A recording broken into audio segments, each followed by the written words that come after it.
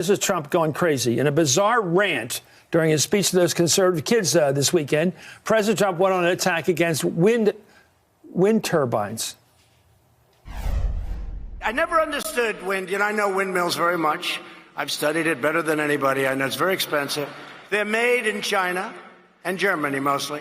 Very few made here, almost none.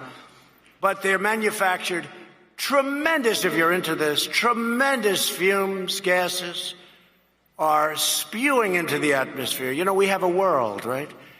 So the world is tiny compared to the universe. And if you own a house within vision of some of these monsters, your house is worth 50% of the price. They're noisy. They kill the birds. You want to see a bird graveyard? You just go. Take a look. A bird graveyard?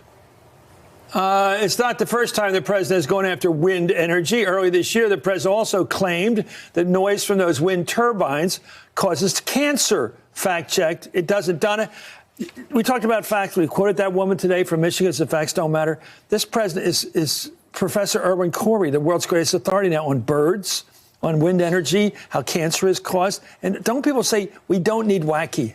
Well, you know, in some other universe, we'd be laughing at this guy. This is really not funny. He's in front of a group of young people basically just making stuff up. And what he said there was completely made up. There was not a single bit of scientific or fact-based evidence behind what he described about wind turbines. But the thing is that people can see that wind turbines are just like windmills. They're just as old as modern civilization. We had windmills and they didn't kill anybody.